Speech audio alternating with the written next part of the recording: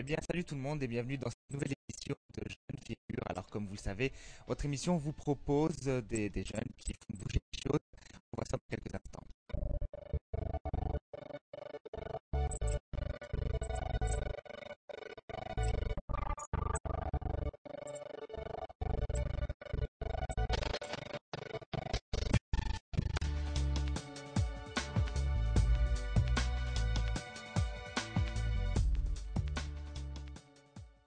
Et je suis aujourd'hui avec Dr Ismaël Hamed, qui est donc spécialiste en archéologie.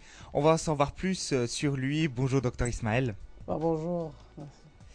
Alors, tout d'abord, je voudrais que vous nous fassiez une petite présentation de vous.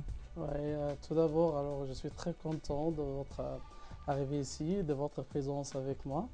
Tout d'abord, moi je m'appelle Ismaël Ahmed, je suis né le 1er août 1973 avec une petite famille à Sharkia, le gouvernorat presque à centaine de kilomètres à l'est de Caire. Je suis né là-bas, je fais les études principales là-bas, l'école primaire, l'école préparatoire, l'école secondaire. Et après, alors, je fais les études à la faculté de l'archéologie à l'université de Caire à partir de 1990 jusqu'à 1994-95. C'est ça presque pour les études principales pour moi. Et après ça, je fais aussi des études supérieures à la faculté de tourisme dans l'université de Hilwan. Je fais là-bas 2 ans de diplôme des études supérieures. Après ça, je fais le pré-magistère là-bas pour 1 an. Puis j'ai enregistré mon magistère là-bas à la faculté de tourisme. Et puis je continue aussi mes études libres parce que j'aime beaucoup de faire les études libres. C'est presque une petite chose de ma présentation.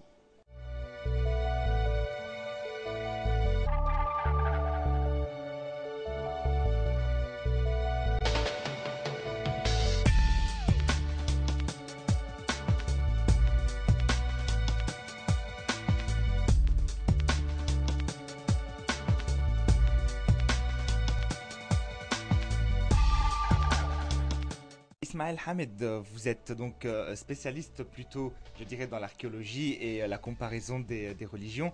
Un milieu quand même qui est assez difficile et assez poussé. Expliquez-nous ce qui vous a poussé vers ça. Oui, alors au début, alors j'adorais l'histoire. J'aime beaucoup de savoir l'histoire du monde. Oui, spécialement, ou particulièrement l'histoire de mon pays, l'Égypte. C'est ce que j'adore très bien parce que c'est ça la civilisation la plus ancienne du monde, le berceau de l'histoire, le berceau des civilisations. Beaucoup d'inventions qui étaient faites par les anciens Égyptiens.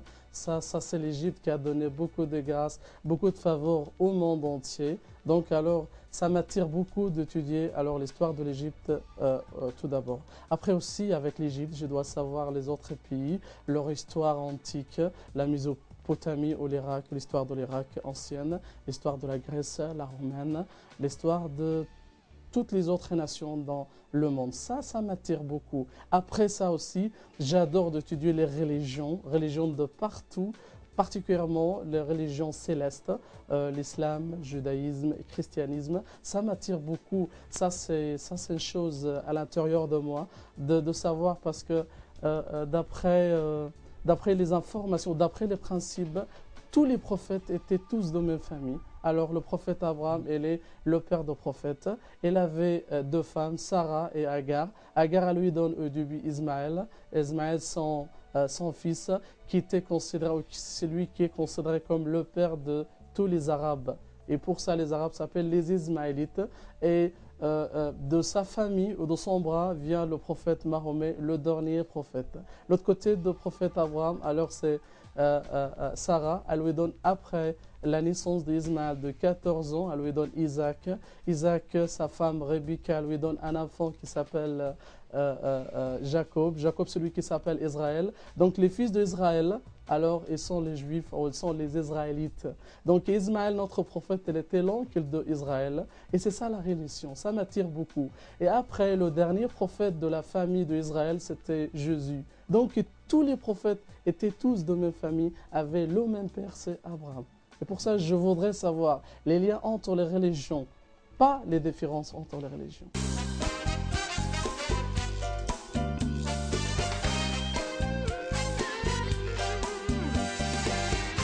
on a parlé maintenant d'un point très essentiel, très important, c'est que vous cherchez toujours le rapprochement des religions, les religions monothéistes, à savoir le judaïsme, l'islam et le christianisme. Alors, il y a des points qui les rapprochent. Dites-nous, Ouais. d'après vos lectures, d'après ce que vous avez Ouais. découvert, qu'est-ce qui rapproche les trois religions? Oui, alors, tout début, alors, tous les croyants dans toutes les religions, ils ont presque le même Dieu. C'est Allah. Allah, c'est le Dieu de tout le monde.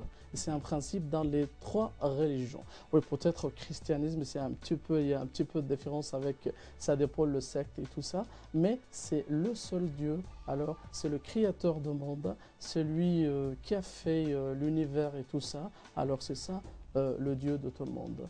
Je pense que c'est un principe très important de tout ça. Deuxièmement, avec le Dieu, alors les prophètes, ils sont tous de même Je famille. vais vous interrompre Oui, parce que je veux savoir, vous dites que le même Dieu pour tout le monde, c'est Allah. oui. Taïb. Comment vous en êtes parvenu, vous êtes parvenu à cette conclusion?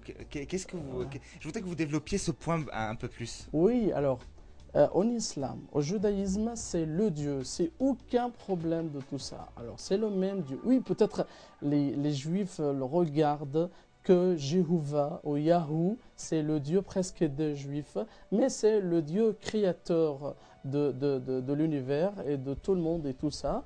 Alors, en islam, c'est Allah.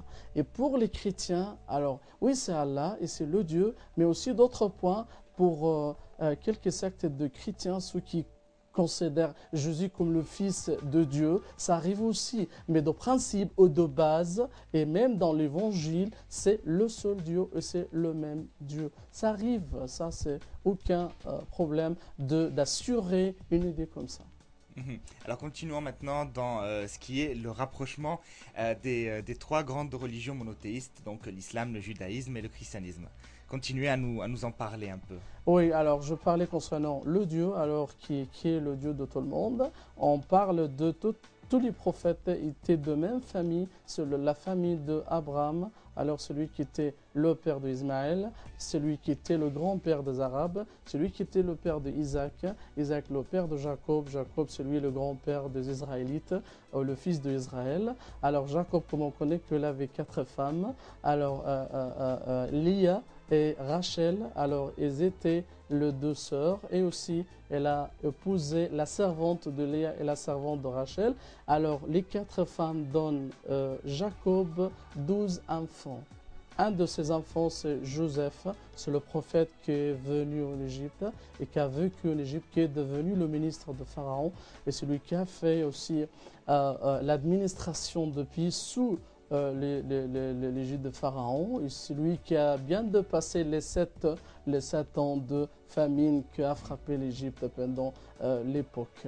Et donc aussi, toutes les religions étaient presque dans la même zone du monde. Alors, le berceau de la première religion, c'était l'Égypte. Parce que le judaïsme commence en Égypte. Moïse, il était un Égyptien, il est né en Égypte, il était bien éduqué dans le palais de Pharaon. Et celui qui a reçu la Bible et les tables de la loi et la Torah sur le monde de Moïse, alors c'était le premier perso dans le monde. La deuxième religion, c'était le christianisme. C'était en Palestine, c'est juste à quelques kilomètres de l'Égypte. Là-bas, Jésus alors était né à Bethléem, puis il a reçu l'évangile comme comme le deuxième livre sacré. La troisième religion, c'est l'islam, c'était en Arabie, presque au nord, c'est à la Mecque, c'est le lieu de naissance du prophète Mahomet. C'est presque, il y avait, comme on dit, triangle sacré. Le triangle sacré, alors c'est l'Égypte à l'ouest, c'est la Palestine au nord, c'est l'Arabie saoudite à l'est. Tu fais un triangle sacré où il y avait les trois religions célestes.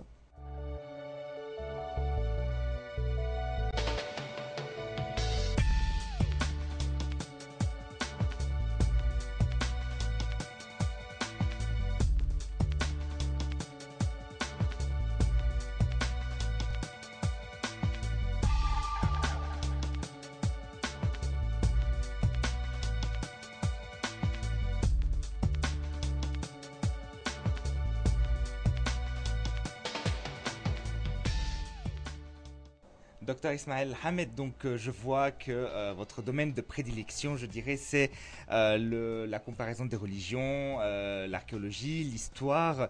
Vous êtes un historien et vous aimez ça. Et vous êtes passé par différents domaines de métier. Je voudrais que vous nous fassiez un petit peu votre CV. Oui, ouais, merci. Alors, pour moi, je fais plusieurs métiers dans ma vie et ça me donne beaucoup d'expérience. Chaque métier, alors, c'est avec une personnalité très différente, c'est avec des expériences aussi très distinguées l'une ou l'un de l'autre. Tout d'abord, alors, c'est comme un guide touristique. Alors, tu parles comme on dit entre les guides. Alors, c'est un ambassadeur de son pays, c'est un ambassadeur pour tous les Égyptiens devant tout le monde, devant les touristes, les visiteurs de l'Égypte. Tu parles avec beaucoup de monde, avec beaucoup de nationalités, avec des cultures très différentes. Alors, ça c'est très bien pour enrichir alors là les cultures et pour échanger les idées et pour leur donner aussi une idée très importante sur l'Orient. Les Européens, ils ont des médias qui exagèrent beaucoup de parler sur les points négatifs de l'islam, l'islamophobie ou tout ça. Donc je leur donne une idée, alors une idée réelle sur l'islam. Quand on visite les mosquées, regarde alors les mosquées, regarde l'architecture islamique, regarde les musulmans comment ils traitent avec les Égyptiens. Il ne faut pas comparer toujours les Égyptiens par rapport aux vendeurs qu'on trouve dans les pyramides, ceux qui font beaucoup de bêtises et tout ça. Non, un Égyptien normal, regarde-lui dans le quartier islamique, ceux qui vous rencontrent avec un sourire très doux, toujours ils veulent parler avec vous. Et comme ça, les touristes, et c'est toujours de tout ce qu'ils regardent, l'ambiance orientale là-bas, particulièrement la rue de Moïse Eldin là, c'est incroyable. C'est un quartier magnifique. Tu parles d'un quartier qui date d'à peu près 1000 ans et le bâtiment reste en excellent état de conservation. Cette partie-là particulièrement qui s'appelle dans les guides qui parlent sur l'Égypte comme la ville aux 1000 minarets. Là-bas, tu trouves 1000 vieux minarets, 1000 vieilles mosquées là-bas qui datent de l'époque ayoubide, l'époque fatimide, l'époque des Mamelouks, l'époque ottomane et tout ça. Les gens adorent ça. Avec les mosquées aussi, on trouve les palais, on trouve aussi le vieux palais, les vieux maisons et tout ça. Ça, c'est très bien pour les gens. Tout ça aussi avec l'histoire pharaonique et pour les grâces, les faveurs que l'Égypte a données aussi pour tout le monde. L'invention de la première écriture, c'est l'hiéroglyphe, l'alphabet égyptien qui était le premier alphabet de l'histoire, l'invention du premier papier, ou qui était aussi, ils avaient le premier architecte de l'histoire, ceux qui faisaient les pyramides depuis 5000 ans, les temples, les obélisques, tout ça, quand on regarde tout ça, alors ils ont très bonne impression sur l'Égypte et sur l'histoire d'un grand pays comme l'Égypte. Et le journalisme? Le journalisme, alors c'était une phase quand j'ai étudié, alors quand j'étais un étudiant à la faculté de l'archéologie, je travaillais dans plusieurs journaux, alors comme Al-Watan, comme Ishrakat, et j'étais aussi un journaliste dans le journal de l'université. Alors j'écrivais beaucoup d'articles qui parlent de la vie sociale, de l'histoire de l'Égypte. Je parle concernant beaucoup de points. Et jusqu'à présent, je ne suis pas un journaliste professionnel, mais j'ai écrit quelques études historiques sur l'Égypte. Et bien sûr, dans les grands journaux, Al-Ahram, j'ai écrit beaucoup d'études sur le pharaon de Moïse, sur la raison qu'on appelle l'Égypte la mère du monde, sur beaucoup d'objets, alors sur beaucoup des points historiques que je fais actuellement. Alors, je vois que vous avez pratiqué de nombreux métiers, vous avez été guide, vous avez été journaliste, donc vraiment vous avez tout parcouru. Je suis sûr qu'il y a quand même un événement qui vous a marqué et qui reste encore dans votre mémoire. Oui, alors, quand je travaillais comme un guide touristique, bien sûr, il y avait une invitation de moi d'accompagner l'équipe de la Côte d'Ivoire dans la CAN, la Coupe d'Afrique, en 2006. Bien sûr, ça c'était un événement très important pour moi parce que je regardais un monde très différent. Alors j'accompagnais la délégation des journalistes de la Côte d'Ivoire. J'étais tout près de tout ça. J'étais dans le stade. Je voyais presque tous les matchs là-bas.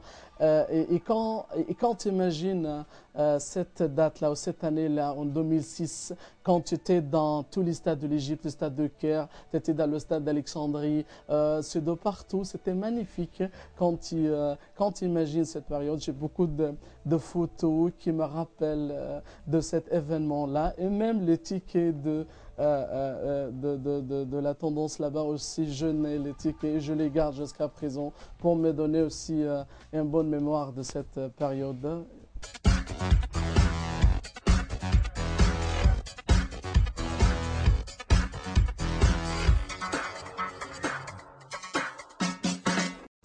Alors, il y a quelque chose qui m'a vraiment impressionné et je dois le dire au public, c'est votre niveau de français. Alors, je vais révéler un petit secret, c'est que le français de Ismaël Hamid, c'est donc pendant les études secondaires et en général, c'est un français qui est plutôt français langue étrangère. Et puis, un an de cours au Centre culturel français qui est maintenant l'Institut français. Et après, c'est la pratique. Et vous en êtes arrivé là. Alors, expliquez-nous comment ça a fonctionné. Oui, alors, les langues, au début, je les adore. J'adore toutes les langues. Et c'est connu aussi pour quelqu'un qui parle plusieurs langues que l'écriture ou la langue arabe, c'est une langue très difficile. On peut dire que c'est la plus difficile langue dans le monde. Et celui qui parle l'arabe, il pourrait parler les autres langues un petit peu facilement. C'est-à-dire, dans la langue arabe, comprend presque toutes les phonétiques qui existent dans les autres langues. Donc, quand tu parles aussi l'arabe parfaitement, parce que si je donne beaucoup de cours dans la mosquée, je donne un cours quotidien dans la mosquée en arabe, donc je dois parler avec l'arabe littéraire.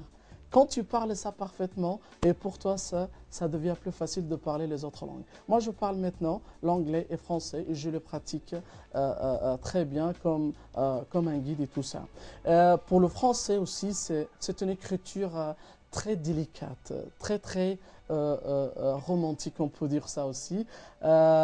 Même je ne fais pas grand-chose pour étudier le français, mais avec la pratique qui était une chose qui m'a aidé ou qui m'a bien beaucoup aidé d'améliorer le français. C'était juste 3 ans de l'école secondaire et juste un seul cours en français dans le centre français. Et après ça, c'est la pratique en français. Et en même temps, j'ai acheté beaucoup de livres de la littérature française. Donc, j'étais avec un niveau très moyen de la langue. Puis quand je pratiquais, ou quand je fais la lecture avec la littérature française, ça m'a bien aidé d'améliorer ma langue et de bien pratiquer après ça avec les touristes, aussi comme un guide ou comme le métier d'un guide. Il y a sûrement des jeunes qui nous regardent et qui souhaitent avoir votre secret pour améliorer leur français. Je voudrais alors que vous nous donniez un secret essentiel, quelque chose, Ouais. la recette de grand-mère si vous voulez, qui Ouais. va leur permettre d'augmenter et d'améliorer leur français. Oui, alors, il n'y a pas je ne peux pas dire qu'il y a de secret pour ça, mais alors il faut bien étudier studieusement la langue. Il faut adorer la langue au début, parce qu'il y a des gens qui n'aiment pas le style de français, comme une langue alors très délicate pour vous, alors c'est très difficile. Aussi, il y a de la moitié de lettres qui sont disparues, et pour ça, donc, il faut adorer la langue au début. Alors, il faut être studieux aussi pour pratiquer et pour aussi avoir une lecture de la littérature française. Parce que la littérature française, il y a beaucoup de mots qui sont très difficiles, il y a beaucoup de vocabulaire qui sont difficiles, mais alors ça vous aide d'améliorer la langue petit à petit. Et aussi avec la patience. Voilà, alors ça c'est notre secret de ce soir, notre conseil de ce soir. Ouais. Et on va terminer notre interview avec, bien sûr, ce que vous avez acquis tout au long de ces années de travaux, vos livres, vos archives, vos articles. Parlez-nous-en. Oui. Alors, bien sûr, avec les métiers de référence que je faisais pendant ma vie, alors je n'ai beaucoup de mémoire de chaque métier que je faisais. Alors aussi pour les livres, c'est un monde très différent pour moi. Jusqu'à présent, je pourrais dire que j'ai écrit 26 livres. J'ai commencé avec les livres qui parlent de l'histoire pharaonique. C'est quelques-uns au début. Et après, je faisais les livres qui se rattachent de religion, qui se rattachent de l'histoire religieuse aussi, soit en islam, en judaïsme, en christianisme. Ça, c'est ce que m'adore pour le moment. La lecture aussi, c'est un monde très spécial pour moi. Alors, c'est presque quand je reste à la maison, alors il y a deux choses à faire, soit de lire, soit d'écrire.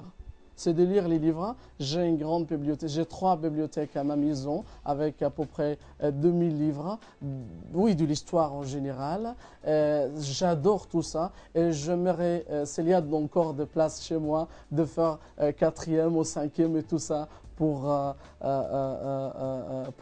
les remplir avec les livres. J'adore les livres.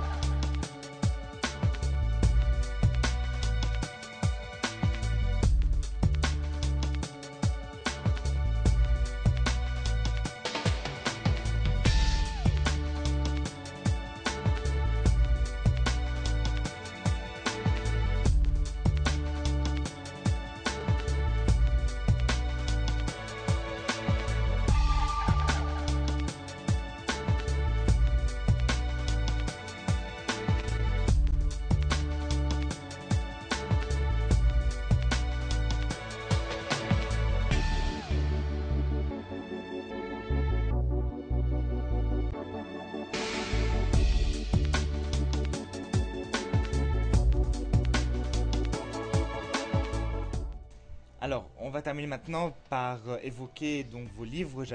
On avait dit que c'était 26, au nombre de 26, et on va parler des plus importants, ceux qui retracent pratiquement une grande période de l'histoire de l'humanité. Alors, qu'est-ce que vous pouvez nous montrer? Alors, bien sûr, le livre de l'histoire des Juifs, ça c'est le livre le plus récent de moi. Alors, je parle de l'histoire juive en général. Alors, l'histoire juive, c'est l'ancienne histoire des Juifs, c'est à peu près 2000 ans depuis l'apparition des Juifs dans l'histoire. C'est depuis la période d'Abraham, parce que les Juifs ils considèrent que le prophète Abraham il est le grand-père des Juifs. Donc, je commence avec ce qu'on appelle la période de patriarche. Le premier patriarche pour les Juifs, c'est le père Abraham. Okay? Donc je commence avec Abraham et sa vie là-bas en Mésopotamie, après son arrivée en Palestine, après ça l'arrivée du prophète Abraham en Égypte, et puis il a opposé Agar, la femme égyptienne, et puis l'arrivée des Juifs depuis l'époque de Joseph, quand le frère de Joseph, bien sûr, l'a jeté dans le puits, et après un caravansérail l'a trouvé là-bas dans le puits, puis ils ont vendu Joseph en Égypte.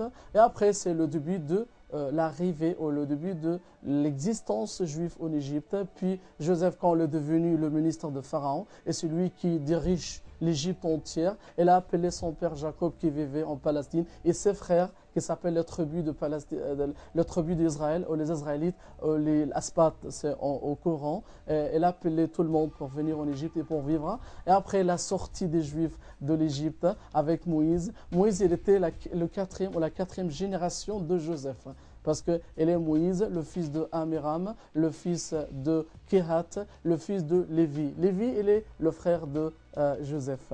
Donc, le retour, l'exode, et puis c'était à l'époque de Joshua, qui était bien sûr le servant de Moïse, celui qui a fait la conquête de la Palestine. Après, les Juifs étaient installés là-bas. Puis à l'époque de le roi David, le roi Salomon, qui était la période de l'apogée de l'histoire juive entièrement. À la suite de la mort de Salomon, c'était bien sûr la division de leur royaume en Palestine. C'est le royaume du nord, le royaume du sud. Après, c'est la captivité assyrienne, c'était en 721, c'est par les Assyriens.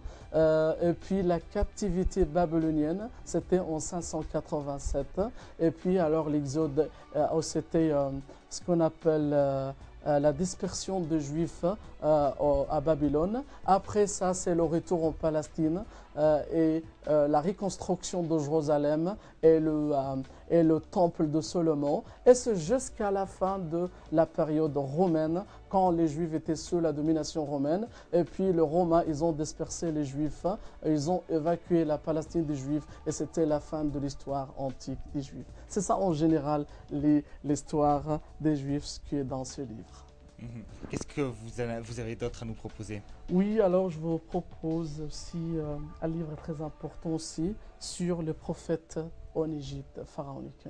Je pourrais dire que c'est un des premiers livres qui parle des prophètes qui vivaient en Égypte. Et d'après les historiens, en Égypte, il y avait plus de 20 prophètes qui vivaient. Le premier prophète, c'était le prophète Idriss, celui qui était la 7e génération d'Adam.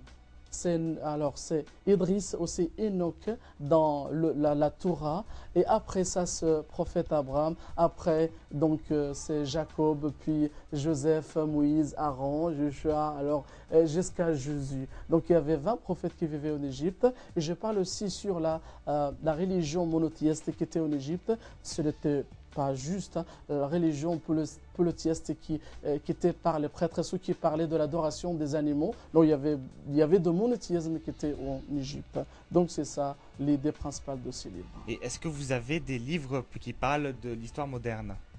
L'histoire moderne, oui, alors c'est pas uniquement moderne, mais ça c'est une petite encyclopédie qui parle sur les dirigeants militaires ou le commandant militaire le plus célèbre de l'histoire, au début de l'histoire antique et jusqu'à l'histoire du Moyen-Âge, jusqu'à l'histoire moderne. Je parle d'à peu près 90 commandants de l'armée dans toutes les civilisations, soit en Égypte, soit en Asie, soit en Europe. Et bien sûr, je parlais d'à peu près 40 commandants de l'armée arabe, le plus grand, comme Khaled ibn al-Walid, comme Hamza, comme Saladin ou Saladin et comme Qutuz, comme plusieurs des grands personnages arabes.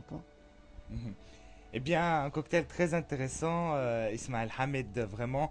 On a été enchanté de voir votre œuvre littéraire, je dirais, que ce soit dans les livres, dans les articles. Un domaine qui est très intéressant, que vous continuez à développer hein, jusqu'à maintenant. Oui, bien sûr.